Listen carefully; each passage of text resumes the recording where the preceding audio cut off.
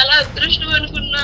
మా హస్బెండ్ చేయని ఘోరాలు చాలా ఉంటాయి సార్. నేను చెప్పుకోలేకపోతున్నాను సార్. ఏడవకండి అమ్మ.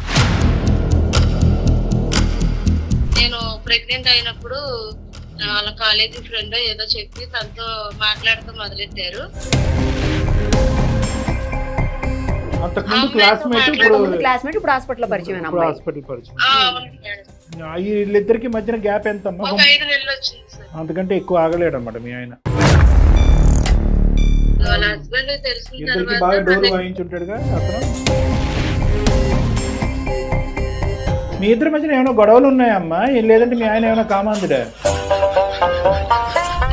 రెండోసారి కూడా నాకు పాప ఉంది కదా, కాళ్ళు పట్టుకుని రిక్వెస్ట్ చేసి నాకు కనిపించేశాడు సార్. ఇంతకు ముందు కన్విన్స్ అవడానికి నీకు గంట పట్టింది, ఇప్పుడు 2 గంటలు పట్టింది. మళ్ళీ మూడోసారి కూడా ఇంకో తప్పు చేశాడు సార్. ఫస్ట్ అయితే స్కూల్ అమ్మాయి కాబట్టి దొరికిపోయాను, ఈ రెండోది ఆఫీస్ అమ్మాయి కాబట్టి దొరికిపోయాను, ఈసారి అసలు దొరకకుండా బయట అమ్మాయిని తెచ్చుకున్నాడు. అక్కడ చాటింగ్ చేసి ఫోన్ నీ చేతిలో పెడుతూ ఉంటాడమ్మా మీ ఆయన, ఎప్పటికప్పుడు దొరికిపోతూనే ఉంటాడు. నేను మామూలుగా రీల్స్ చూద్దామని ఫోన్ తీసుకుంటాను సార్. ఈ రీల్ కనిపించింది. మనోడు ఏంటంటే ఇక్కడ క్లోజ్ అక్కడ స్టార్ట్, ఇక్కడ క్లోజ్ అక్కడ స్టార్ట్, అందుగురించి గుండె నిబ్బరంగా పెట్టుకొని అంటున్నా. ఇది రన్నింగ్ కామెంటరీగా ఎక్కడ ఆగలేదు ఈ బండి. మధ్యలో మిస్ అయిన లింకులు ఎన్ని ఉన్నాయో ఇద్దరిద్దరం. కళాపోషకుడు. డైరెక్ట్ గా ఇంటికే మూడో అమ్మాయినేనా? 4వ అమ్మాయి. వీడు ఒకసారి యూజ్ చేసింది మళ్ళీ వాడడం. వీడు ఇంటికాడ 2 చెల్లెళ్ళు ఉన్నారు. భర్తను వదిలేసి వచ్చేస్తే వాళ్ళకి పెళ్ళిళ్ళు మళ్ళీ కనిపించేయడానికి చూస్తున్నారు సార్ నన్ను. ఇటువంటి తండ్రినా నీ కూతురికి రేపొద్దున పరిచయం చేస్తావు. నీకు తెలిసి 4, నేను ఊహించుకోవటం 16.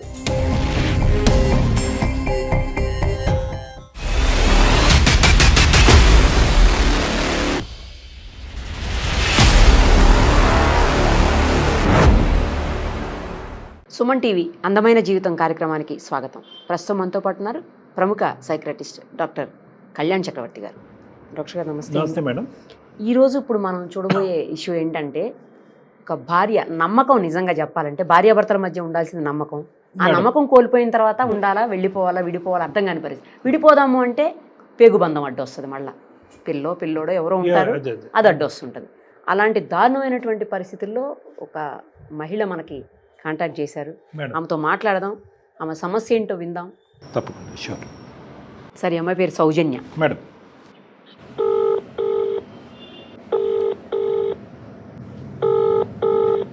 హలో. హలో, సౌజన్య నేనమ్మా మాట్లాడేది. ఎవరండి? అమ్మా నేను నిరుపమ, సుమన్ టీవీ అందమైన జీవితం కార్యక్రమం నుంచి కాల్ చేస్తున్నాను. మీరు మాకు మెయిల్ చేశారు కదా, అందుకని కాల్ చేశానమ్మా. అవును మేడం. నాతో పాటు డాక్టర్ కళ్యాణ్ చక్రవర్తి గారు కూడా ఉన్నారు. ఒకసారి అసలు ఏం జరిగింది, ఏంటి, మీరు ఎందుకు ఏమీ అర్థం కాని డైలమాలో ఉన్నారనేది ఇప్పుడు డాక్టర్ గారితో చెప్పండి, ఓకేనా? అలాగే మేడం. చెప్పమ్మా సౌజన్య. నమస్తే సార్. నమస్తే అమ్మా. నా పేరు సౌజన్య సార్. అమ్మా. మా ఊరు వచ్చి విజయవాడ సార్. నాకు పెళ్ళి 4 ఏళ్ళు అవుతుంది. నా బాధ ఎవరికి చెప్పుకోవాలో తెలియట్లేదు సార్, అందుకని మెయిల్ చేశాను సార్. అయ్యో చెప్పమ్మా, పర్లేదు, మేము ఉన్నామమ్మా, చెప్పు. థ్యాంక్ యూ సార్, నన్ను అర్థం చేసుకుని నాకు కాల్ చేసినందుకు. తప్పకుండా చెప్తాను. చెప్పండి అమ్మా, చెప్పండి సౌజన్య, ఏడవకండి, చెప్పండి. నేను హాస్పిటల్ సిస్టర్ కింద చేస్తాను సార్. అమ్మా. మా హస్బెండ్ వచ్చేసి హాస్పిటల్ మార్కెటింగ్ చేస్తాడు సార్. పెళ్ళి 4 సంవత్సరాలు అవుతుంది. నాకు ఒక పాప అండి. మీ ఫ్యామిలీ బ్యాక్గ్రౌండ్ ఏంటమ్మా? సార్ మా ఫ్యామిలీ బ్యాక్గ్రౌండ్, నాకు 2 చెల్లెలు సార్. మా అమ్మ, మా నాన్నగారు నా చిన్నప్పుడే చనిపోయారు సార్. అయ్యో. అక్కడి నుంచి మా అమ్మగారు మా అమ్మల్ని పెంచుకుంటూ వచ్చారు సార్. అమ్మా. అయితే మా హస్బెండ్ కట్నం ఏమీ లేకోకుండా, చాలా పేద కుటుంబం సార్ మాది. అమ్మా, ఏం లేకుండానే చేసుకున్నాడు మీ ఆయన? ఏమి లేకోకుండా చేసుకున్నారు. చాలా అదృష్టం అని చెప్పేసి నేను చాలా హ్యాపీగా ఫీల్ అయ్యాను సార్. అవునమ్మా, చాలా సంతోషం. అమ్మా, నువ్వేమో వచ్చి స్టాఫ్ నర్సు, అతను హాస్పిటల్ మార్కెటింగ్ ఏరియాలో వర్క్ చేస్తున్నాడు అతను. అవును సార్. ఓకే, అక్కడి వరకు బానే ఉందమ్మా. తర్వాత చాలా అదృష్టం అనుకున్నా. మా హస్బెండ్ చేయని ఘోరాలు చాలా ఉంటాయి సార్. నేను చెప్పుకోలేకపోతున్నాను సార్. అసలు ఏడవకండి అమ్మా సౌజన్య, ఏడవకండి దయచేసి. మీరు ఏడిస్తే ఏం చెప్పలేరు. ఒక్కసారి కంట్రోల్ చేసుకోండి, ఒక్క నిమిషం. నేను ప్రెగ్నెంట్ అయినప్పుడు మా వారు ఒక పాత అమ్మాయి అంట సార్, వాళ్ళ కాలేజీ ఫ్రెండ్ ఏదో చెప్పి తనతో మాట్లాడుతూ మొదలెట్టారు. ఒకసారి నేను అడిగాను సార్, మెసేజ్లు అవి చూసి ఏంటి సాయి ఇలా చేస్తున్నావు అని అడిగాను సార్. అడిగితే తను సరే ఈ తప్పు నేను ఇంకెప్పుడు చేయలే అని ఎక్స్క్యూజ్ చేసుకుని ఫ్రెండ్లీగానే మాట్లాడుతూ మొదలెట్టారు సార్. సరే అని వదిలేసాను సార్ నేను దాని గురించి కూడా. నేను హాస్పిటల్ లో వర్క్ చేస్తున్నప్పుడు 5 నెలలు కడుపు సార్ నాకు. దాని వల్ల నేను ఇంకా హాస్పిటల్ కి వెళ్ళకుండా మానేశాను సార్, ఇంటికాడే ఉంటున్నాను. ఈ లోపల వేరే అమ్మాయితో మాట్లాడుతూ మళ్ళీ నాకు తెలిసింది సార్. మళ్ళీ ఏం చేశాడు? హాస్పిటల్ లో పరిచయం అయిందంట మేడం. ఓహో, అంతకుముందు క్లాస్మేట్, ఇప్పుడు హాస్పిటల్ పరిచయం. హాస్పిటల్ పరిచయం. వీళ్ళిద్దరికి మధ్యన గ్యాప్ ఎంత? 5 నెలలు వచ్చింది సార్. అంతకంటే ఎక్కువ ఆగలేడు అనమాట మీ ఆయన. రెండోసారి ఎలా తెలిసింది మీకు? అసలు ఏం జరిగింది రెండోసారి? మళ్ళీ వాళ్ళ హస్బెండ్ కి తెలిసింది మేడం. సో అమ్మాయి కూడా మ్యారీడే? మ్యారీడే. నీకు ఫస్ట్ తెలిసిందా వాళ్ళ ఆయనకి ఫస్ట్ తెలిసిందా? వాళ్ళ హస్బెండ్ కి తెలిసింది సార్. వాళ్ళ హస్బెండ్ కి తెలిసిన ఇద్దరికి బాగా డోలు వాయించుంటాడుగా అతను. ఇంటికి వచ్చి గొడవ ఆడుకున్నారు సార్, ఇద్దరు గొడవ ఆడుకున్నారు. ఇలాగ మా ఆవిడతో నీకు సంబంధం ఏంటి అని నిలదీసి ఇద్దరు కొంచెం గొడవ ఆడుకున్నారు sir. Very good, very good. మీ ఆయనకి అలాంటి డోస్ పడాలి, లేదంటే పోలీస్ స్టేషన్ లో పంచాయతీ పెట్టాలి. అందుకే మరి మళ్ళీ నాకేం సంబంధం లేదు మళ్ళీ. ఇప్పుడు ఈ అమ్మాయిని మోసం చేస్తున్నాడు, వేరే వాళ్ళ జీవితాలు కూడా సర్వనాశనం చేస్తున్నారు. అంతే కదా సార్, అమ్మాయి జీవితం నాశనం అయిపోతుంది అవతల. మీ ఇద్దరి మధ్యన ఏమైనా గొడవలు ఉన్నాయమ్మా, లేదంటే మీ ఆయన ఏమైనా కామాంధుడా? మా ఇద్దరు మధ్య ఏవి గొడవలు లేవు సార్. పాప పుట్టినంత వరకు నాకు ఆయనకి అసలు ఎటువంటి నేను అడ్జస్ట్ చేసుకునే. మరి ఎందుకు అతనికి ఇన్ని వేరియేషన్స్? మరి ఆయన ఎందుకు ఇలా చేస్తున్నాడో తెలియట్లేదు. పాపను బాగానే చూసుకుంటున్నాడా? పాపను కూడా బాగానే చూసుకుంటాడు సార్. సో వాళ్ళ ఇంటికి వచ్చి గొడవాడి 4 మొట్టుకెళ్ళి మొట్టారా నెత్తి మీద? గొడవ ఎంత గట్టిగా ఆడుకున్నారు సార్. ఈసారి తప్పు ఒప్పుకున్నాడమ్మా? తప్పు ఒప్పుకుని ఏమైనా క్షమాపణ అడిగాడా? క్షమాపణ అడగటం అంటే నేను అసలు నాకు క్షమాపణ చెప్పినప్పుడు అసలు నేను ఒప్పుకోలేదు సార్. ఫస్ట్ సారి ఇలా చేసావు, రెండోసారి కూడా ఇలా చేస్తే నేను ఎక్కడికి వెళ్ళాలి, ఏంటి నా బాధ ఎవరికి చెప్పుకోవాలి, నా కన్న తల్లికి కూడా నేను చెప్పుకోలేను కదా, నువ్వు తప్ప నాకు ఎవరున్నారు అని నేను నీతోనే ఉన్నానని ఒక ఫస్ట్ సారి కాంప్రమైజ్ అయ్యాను. మళ్ళీ ఇప్పుడు రెండోసారి కూడా ఇలా కాంప్రమైజ్ అవ్వమంటే ఇంక నేను ఏం చెయ్యాలి గట్టిగా నిలదీసి అడిగాను సార్. అప్పుడేమన్నాడు? రెండోసారి కూడా నాకు పాప ఉంది కదా, నేను ఇప్పుడు రిక్వెస్ట్ చేసుకుంటున్నాను అని చెప్పి కాళ్ళు పట్టుకుని రిక్వెస్ట్ చేసి నన్ను కన్విన్స్ చేశాడు సార్. ఇంతకు ముందు కన్విన్స్ అవడానికి నీకు గంట పట్టింది, ఇప్పుడు 2 గంటలు పట్టింది, అంతే అయి ఉంటుంది తేడా. ఇప్పుడు ఏ సంఘటనకి ఆ సంఘటన ఎక్కడికక్కడ అడ్డంగా దొరికిన తర్వాత క్షమాపణలు ఆడటం, కాళ్ళ మీద పట్టడం కాదు, అసలు ఎందుకు వెళ్తున్నాడు అనేటటువంటిది ప్రధానంగా. ఇప్పుడు ఇక్కడ ఏమైనా దొరకట్లేదా, ఇక్కడ అందట్లేదా, ఇక్కడ ఇవ్వట్లేదా, వాట్ ఈజ్ హ్యాపెనింగ్ హియర్? ఒకటి గత స్నేహితురాలు, మళ్ళీ పాత జ్ఞాపకాలు ఏదో వచ్చినాయి, కట్ చేశాడు. ఏకంగా అతనికి తిండి పెట్టేటటువంటి ఆఫీసులోనే ఇలాంటి అక్రమ వేషాలు వేస్తూ ఉంటే కనుక అటువైపు వాళ్ళు పరుగు పోతుంది, వాళ్ళు భార్యాభర్తల మధ్య వాళ్ళ జీవితం నాశనం అవుతుంది, నీ జీవితం నాశనం అవుతుంది. దానికి మించింది ఏంటి? పరుగు పోతుంది. పరువు, నీకు బిడ్డ ఉన్నది, పరువు పోయే పరిస్థితి.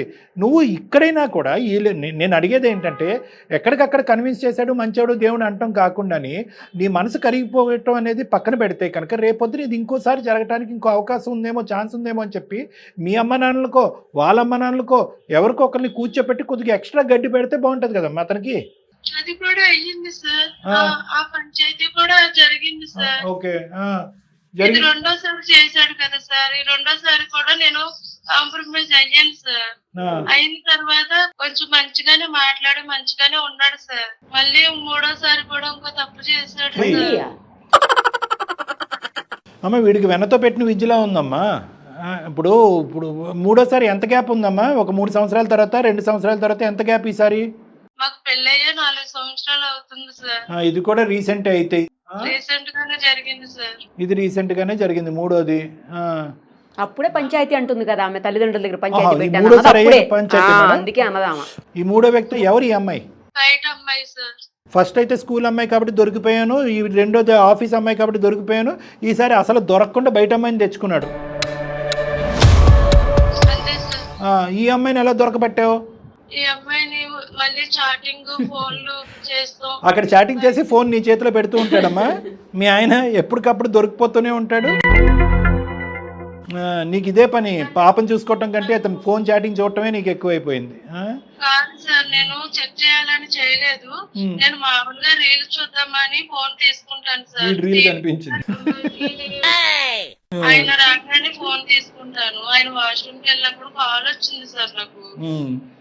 ఆ కాల్ ఎవరిదాన్ని లిఫ్ట్ చేస్తే అవతల ఎవరో అమ్మాయి వాయిస్ వచ్చింది సార్. అడిగావా ఎవరమ్మా నువ్వు అని? ఎవరమ్మా మీరు అని అడిగితే ఇలా తనకు మ్యారేజ్ అవ్వలేదని చెప్పి నాతో మాట్లాడుతున్నారని చెప్పి నాతో మాట్లాడింది సార్. అక్కడ వరకు కథలు వెళ్ళాడు. అమ్మ నీకు ఒక విచిత్రమైన చెప్తాను, మనసు నిబ్బరం పెట్టుకో. నువ్వేంటంటే ప్రతిసారి 6 నెలలు 5 నెలలు గ్యాప్ అంటున్నావు, కానీ అసలు గ్యాపే లేదన్నది నా డౌట్. ఎప్పుడు దొరికాడు నీకు అనే దాన్ని బట్టి నువ్వు టైం లైన్ చెప్తున్నావు, కానీ 5 నెలలు 6 నెలలు అనేది మనోడు ఏంటంటే ఇక్కడ క్లోజ్ అక్కడ స్టార్ట్, ఇక్కడ క్లోజ్ అక్కడ స్టార్ట్, అందుగురించి గుండె నిబ్బరంగా పెట్టుకొని అంటున్నా. ఏమ్మా అంతేనా కదా? ఇది రన్నింగ్ కామెంటరీగా, ఎక్కడ ఆగలేదు ఈ బండి. మధ్యలో మిస్ అయిన లింకులు ఎన్ని ఉన్నాయో ఇద్దరిద్దరం. ఇప్పుడు ఏంటంటే ఇక్కడ ముగ్గురు మధ్యలో మిస్ అయిన లింకులు, ఎలా నీ బుద్ధి గడ్డి తిన్నావా ఏంటి అని చెప్పి 2 వారాల పాటు వెళ్ళిపోయిన అమ్మాయిలు ఎంతమంది? కళాపోషకుడు. పంచాయతీ సంగతి చెప్పు తల్లి.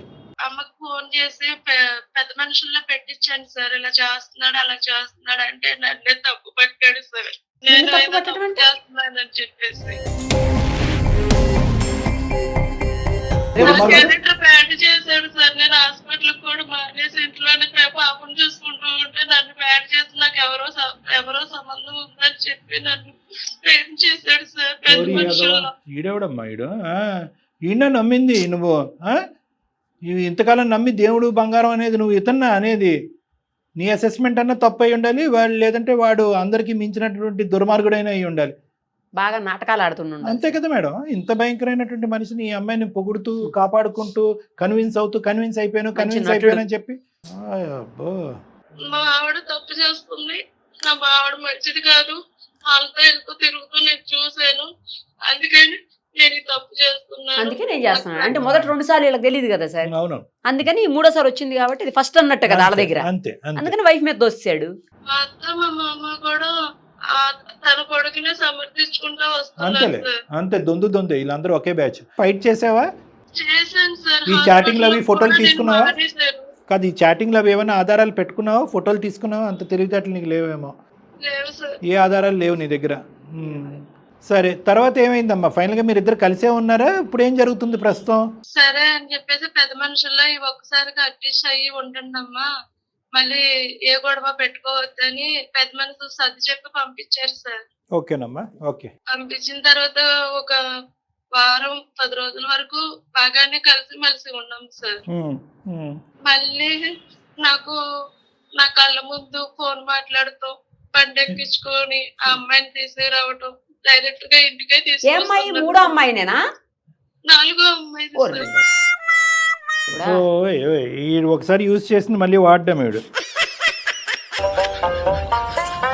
సర్లే అమ్మా, ఈ 4వ వ్యక్తి ఎవరమ్మా?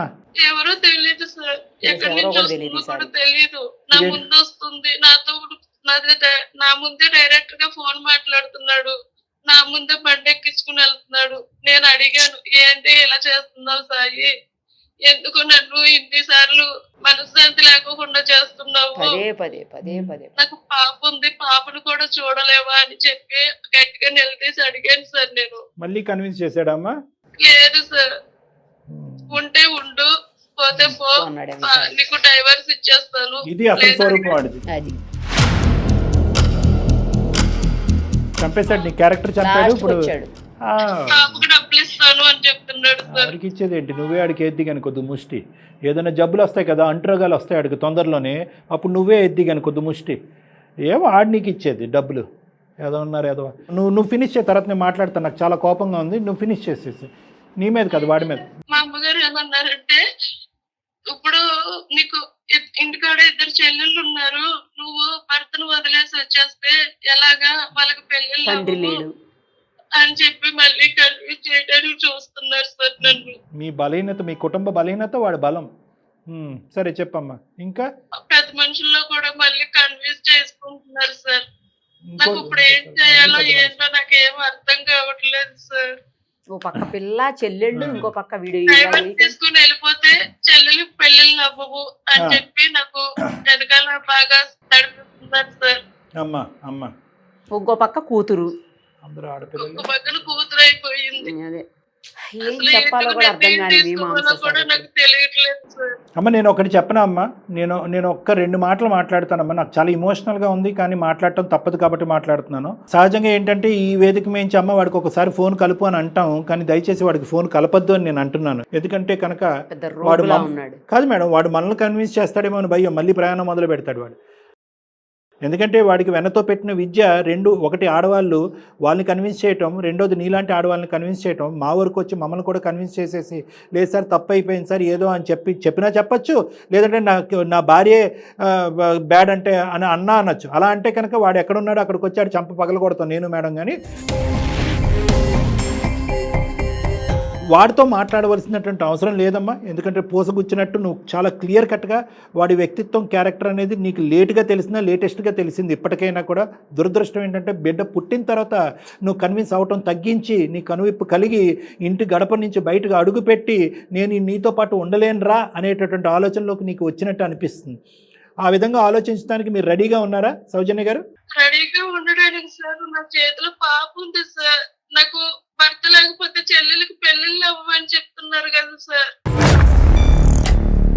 అమ్మ కూడా అదే మాట ఉంటుంది సార్. ఏం చేయాలి ఈ సిచ్యువేషన్, నాకు ఏం చేయాలి అర్థం కావట్లేదు. మీ అమ్మ అలాగే ఉంటది, మీ అమ్మ కూడా అదే అంటదమ్మా. ఇక్కడ అమ్మల గురించి కాదు సబ్జెక్టు, పాప గురించి కూడా సబ్జెక్ట్ కాదు. పాప ఇంపార్టెంటే, కానీ ఇటువంటి తండ్రినా నీ కూతురికి రేపొద్దున పరిచయం చేస్తావు. నీకు తెలిసి 4, నేను ఊహించుకోవటం 16, 4 రెట్లు ఎక్కువ ఉంటుంది. సో నీకు తెలియనటువంటి లోకం నీకు తెలీదు. తెలియనటువంటి లోకం గురించి ఈ 4 కదా, ఈ 4 అని సంబరపడకు. నీకు తెలిసినంత వరకు అడ్డంగా దొరికినటువంటి ఈ 4. కాబట్టి ఆ మనిషి ప్రతిసారి బరి తెగించి ఫోన్ ఎదురుగుంటా పడేస్తున్నాడు. ఎందుకంటే కనుక నీకు కానీ నీ కుటుంబానికి కానీ అతని ఉద్దేశంలో, అతని ఆలోచనలో ఎటువంటి విలువ లేదు. మీరందరూ కాంప్రమైజ్ అయ్యారని తెలుసు, మీకు భవిష్యత్తు లేదని తెలుసు. పెద్దల పంచాయతీ పెట్టినా కూడా నీదే తప్పు అనే విధంగా చూపెట్టగలడు అనే దమ్ము ధైర్యం ఉన్నాడు వాడికి. పైపెచ్చి ఏంటంటే మీ ఫ్యామిలీ మెంబర్స్ వచ్చి ఒరే నీకు బుద్ధి ఉందా లేదా అని ఒక 2 మాటలు అన్న తర్వాత ఫైనల్గా నీ దగ్గరికి వచ్చి ఆడబిడ్డ ఉంది కాబట్టి కాంప్రమైజ్ అయ్యి అక్కడికే ఉండమ్మా అని పంపిస్తారని కూడా తెలుసు. సో అన్ని విధాలుగా ఇప్పటి వరకు ఏంటంటే నువ్వు పెద్దల పంచాయతీ పెట్టనంత వరకు కొంతవరకు దాకుని ఏదన్నా కొద్ది సిగ్గుపడుతున్నట్టు బెదిరిపోతున్నట్టు ఉన్నాడేమో. కానీ ఇప్పుడు 4కి తెలిసిన తర్వాత ఇది ఓపెన్ సీక్రెట్ కాబట్టి ఏం చేస్తారు, ఎక్కడ పోతారు, బిడ్డ పుట్టిన తర్వాత నువ్వు ఎక్కడ పోతారు అని చెప్పి విర్రవీగిపోతున్నాడమ్మా వాడు. అలాంటి వాడిని ఫోన్ కలపమ్మా, కౌన్సిలింగ్ చేద్దాం, మారుద్దాం అనేటటువంటి ఆలోచన లేదు. సిస్టర్స్ చెప్పారు, సమాజంలో చెప్పారు, ఎవరో చెప్పారనేది కాదమ్మా. నీ కళ్ళతో నువ్వు ఏదైతే చూసావో, ఎన్ని సందర్భాల్లో ఇతను వాగ్దానాలు చేశాడో, దానికి పైపెచ్చి ఏంటంటే కనుక అతన్ని కప్పిపుచ్చుకోవటానికి గురించి, అతని సీక్రెట్లు దాచిపెట్టడం గురించి నీ క్యారెక్టర్ని పంచాయతీలో అసాసినేట్ చేసినటువంటి వాడు ఒక మొగుడుగా కాదు కదా, ఒక మగాడుగా కూడా అర్హత లేదని, మనిషిగా కూడా లేదు, ఒక మనిషిగా కూడా అర్హత లేదు. సో ఇక్కడ కనువిప్పు రావాల్సింది, మనోధైర్యం పెంపొందించుకోవాల్సింది, పోరాటం చేయవలసింది మీ అమ్మాళ్ళు, మీ అక్క చెల్లి కాదమ్మా నువ్వు. ఇటువంటి తండ్రిని నీ కూతురికి పరిచయం చేస్తావా? ఏంటమ్మా ఇలాంటి ఎదవుతానా, నువ్వు ఇలాంటి ఎదవునా నాకు తండ్రిగా కాపాడుకుంటూ వచ్చి ఇప్పుడు గౌరవంగా అమ్మ నీకు తండ్రి కావాలని. కరెక్టే, ఒక బిడ్డకి తండ్రి ఖచ్చితంగా కావాలి, కానీ ఇలాంటి క్యారెక్టర్లెస్ తండ్రిని చూపెడతావా? సిగ్గుపడి నీ కూతురు తలదించుకునే పరిస్థితి వస్తుంది. ఇది నెంబర్ 1. నెంబర్ 2 ఏంటంటేనమ్మా, అన్నిటికంటే మించినటువంటి గౌరవము, కుటుంబము, పరువు, ప్రతిష్ట ఇవన్నీ పక్కన పెడితే 2 నిమిషాలు వాడికి ఇలాగా ఎడతెరప లేకుండా అడ్డదిడ్డంగా తిరిగేటటువంటి వాడికి ఎన్ని సుఖవ్యాధులు వస్తాయో, సారీ నేను అంటున్నాను, ఎటువంటి వ్యాధులు వస్తాయో, అటువంటి వ్యాధులతో ఉన్నటువంటి వ్యక్తి రేపొద్దున నీకేదన్నా రాకున్నటువంటి ఒక జబ్బు వస్తే కనుక ఆ పిల్లకి తండ్రి ఎలాగా ఉండడు, తల్లి కూడా లేనటువంటి దురదృష్టకరమైనటువంటి పరిస్థితి రావచ్చు. అలాంటి కథలు ఎన్నో ఉన్నాయి నా దగ్గర. కాబట్టి నేను నీకు చెప్పేది ఏంటంటే ఇక్కడ కావాల్సినటువంటిది మనోధైర్యం. నీ కాళ్ళ మీద నిలబడే సత్తా నీకుంది. ఇంతకుముందు ఉద్యోగం చేసుకున్నావు, కానీ ఈ దుర్మార్గుడి వల్ల ఆ ఉద్యోగం కూడా మానేసి ఆ బిడ్డను కాపాడుకుంటూ ఇంటిని గౌరవప్రదంగా ఉంటుంటే కనుక ఆడు వెన్నుపోటు పొడుస్తున్నాడు, పదే వెన్నుపోటు పొడుస్తున్నాడు, నీకంటూ క్యారెక్టర్ లేదనేటటువంటి ప్రచారం చేస్తున్నాడు. అటువంటి వ్యక్తి ఎంతవరకన్నా వెళ్ళటానికి ఒక అవకాశం ఉంది. నీ బిడ్డకు నేను డబ్బులు ఇస్తాననే మాట మనిషి రేపొద్దున అతను పరువు పోతుంది అనేటటువంటి ఆలోచనతో నిన్ను నీ బిడ్డను ఏదైనా చేయడానికి ప్రయత్నం చేస్తే అలాంటి కథలు కూడా మనం చూస్తున్నాం. నీలో ఒక అవగాహన రావాలి, నీలో ఒక ఆలోచన రావాలి, నీలో ఒక భద్రత రావాలి, నీలో ఒక దమ్ము ధైర్యం కావాలి. ఆ విధంగా నిన్ను నేను ప్రోత్సహిస్తున్నానమ్మా. నువ్వు దయచేసి ఒక్క అర నిమిషం కూడా అక్కడ ఉండటానికి ట్రై చేయొద్దు. ఏదన్నా మనం కౌన్సిలింగ్ మాటలు మాట్లాడాలంటే మీ కుటుంబ సభ్యులతో నేను నిరుపమ మేడం మాట్లాడతాం, వాళ్ళని కన్విన్స్ చేస్తాం, వాళ్ళు నిన్ను హక్కును చేర్చుకునేటటువంటి విధంగా నువ్వు పుట్టింటికి వెళ్ళు. ఈ మహానుభావుడికి బుద్ధి రాదు, విడాకుల ప్రక్రియ అనేటటువంటిది ఎలా మాట్లాడాలో మనకు తెలిసిన లాయర్స్ ద్వారా మాట్లాడదాం. ప్లస్ ఎంత ఘోరాతి ఘోరాలు చేశాడో ఇలాంటి వ్యక్తికి ఒక శిక్ష కూడా పడాలి.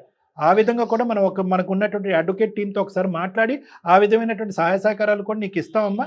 ఈ మనిషితో మీద ఒక నమ్మకం కానీ, ఈ మనిషితో పాటు ఒక ప్రయాణం కానీ, ఈ మనిషితో ఒక స్థిరమైనటువంటి ఒక తండ్రి ఒక భర్త ఉంటాడు అనే ఆలోచన నుంచి దయచేసి ఈ క్షణం విరమించుకోమని చెప్పి నా విన్నపం. సార్ నేను అందుకే మిమ్మల్ని నమ్ముకుని ఎక్కువ మెయిల్ చేశాను సార్. ఇలాంటి సిచ్యువేషన్ లో ఉంటాను కాబట్టి నాకు అర్థం ఎవరికి చెప్పుకోవాలో కూడా నాకు అర్థం కాక నేను మెయిల్ చేశాను సార్. అమ్మ, ఈ మనిషికి 100 మార్కులకి 1 మార్క్ అయినా మంచిగా పడుంటే కనుక నేను మీ ఇద్దరిని కలిపేసి ఉండేవాడిని అమ్మ. అన్ని మైనస్ మార్కులే. ఏది not only as a character ఒక ఆడవాళ్ళతో తిరిగేటటువంటి ఒక మగాడు పెళ్ళి అయిన తర్వాత 100 వాగ్దానాలు చేసి వాగ్దానాలు విరగొట్టి వెళ్ళే మగాడు గురించే కాదు, నీ క్యారెక్టర్ని అసాసినేట్ చేసి నీకు ఒక గౌరవం లేకుండా అటు కుటుంబం ఇటు కుటుంబంలో కూడా నీ యొక్క క్యారెక్టర్ని అసాసినేట్ చేసి నిన్ను కాళ్ళ కింద తొక్కుకుంటూ వెళ్ళిపోయేటటువంటి ఒక మగాడి దగ్గర అర నిమిషం కూడా ఉండమని చెప్పి నేను ప్రోత్సహించనమ్మా. కాబట్టి ఇది ఎప్పుడు కూడా మొదటి నుంచి చివరి వరకు నాకు ఎప్పుడు కూడా నా మనసుకు తడుతుంది ఏంటంటే ఇది 1 వే ట్రాఫిక్. వీడికి ఎంత తొందరగా సేఫ్గా ఈ అమ్మాయి ఆ బిడ్డ గుడ్ బై చెప్తే అంత మంచిది అన్నట్టుగా నాకు అనిపించింది. కాబట్టి ఈ సలహా ఇస్తున్నానమ్మా. ఇది మంచి సలహా. దయచేసి దీని మీదే నిలబడు, ఇంకొక ఆలోచనను పెట్టుకోవద్దు. బుద్ధి వచ్చినట్టు నటించినా కూడా వాడికి ఒక టైం గ్యాప్ అంటే ఒక 6 నెలల్లో సంవత్సరం వాడిని మానిటర్ చేసేటటువంటి ప్రక్రియలు ఎలా ఉంటాయన్నది నేను చెప్తాను నీకు.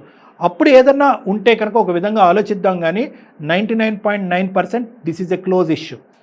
మీ పేరెంట్స్ దాన్ని యాక్సెప్ట్ చేయరంటే కనుక వాళ్ళని యాక్సెప్ట్ చేసేటటువంటి విధంగా నేను వాళ్ళని మాట్లాడతాను, వాళ్ళని కన్విన్స్ చేసుకుంటాను. ఓకేనమ్మా? Okay madam, thank you madam. ఓకేనమ్మా. తర్వాత మళ్ళీ మేడము మా పర్సనల్ నెంబర్ ఇస్తారమ్మా.